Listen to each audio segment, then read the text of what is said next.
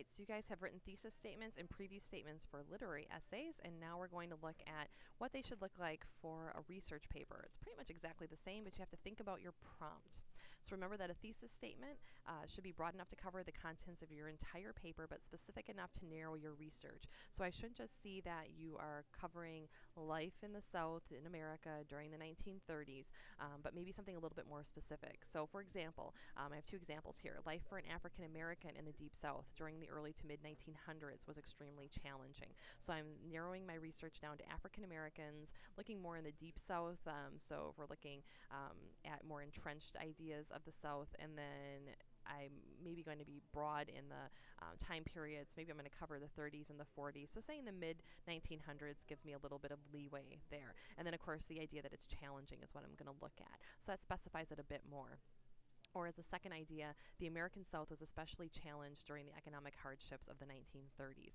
So again, narrowing my research down more to the economic hardships and a specific time period of the 1930s. So when you write your thesis statement, think very specifically about how you're narrowing the topic. So your thesis statement is broad enough that it covers all of the ideas within your paper, but narrow enough that it narrows the prompt that you're covering. So it's not just the American South in the mid 1900s, but something a little bit more specific. So your thesis statement, one sentence that gives us that information. Then when we look at the preview statement, remember that that goes beyond your thesis statement and narrows your topic even further by outlining the topics of your body paragraphs. So think about a funnel kind of going down within your paper. The thesis statement is broad, the preview statement makes it a little bit more narrow, and then the body paragraphs give us the really specific information. So for example, for that first thesis statement, when I was talking about the challenges of African Americans in the mid 1900s, my preview statement might be something like, the Scottsboro Boys brought to light issues for African Americans, while Plessy versus Ferguson brought the issue of rights before the Supreme Court, and both areas of concern highlight the plight of the African American during this time period. That lets the reader know specifically that paragraph 2 is about the Scottsboro Boys, paragraph 3 is about Plessy versus Ferguson, and paragraph 4 is my analysis about the plight of African Americans during that time period. Note that you're dealing with one aspect in one paragraph. That would be your paragraph 2, a second aspect in paragraph 3, and the analysis in paragraph 4. And you want that order to appear in your preview statement. For Plessy versus Ferguson, when you're writing it out in your paper, remember to spell out verses and not just use the V period or the VS period. You actually want to spell out verses. That's just a little side note from me to you. So think about preview statements again as being one sentence. I know that sometimes it can get to be a little bit of a run-on, but we want to have one sentence that previews the main ideas of your paper.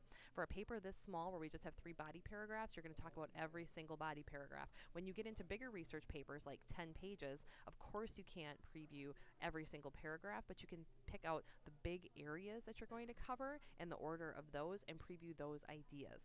So think about that with preview statements. For the second thesis statement that I gave you about the American South and the economic hardships, my preview statement might be something like, the 1930s hit the American South hard with the impacts of the Great Depression and the challenges of the Dust Bowl, both changing lives for the average American citizen. So my paragraph 2 would be about the Great Depression and some information on that. Paragraph 3 would be about the Dust Bowl. My paragraph 4 is my analysis about how these two events impacted American citizens, specifically obviously in the South. So that's more my analysis. You're going to have evidence in paragraphs 2 and 3, and you're probably not going to have any evidence in paragraph 4, but I'll talk about that in a different video for you.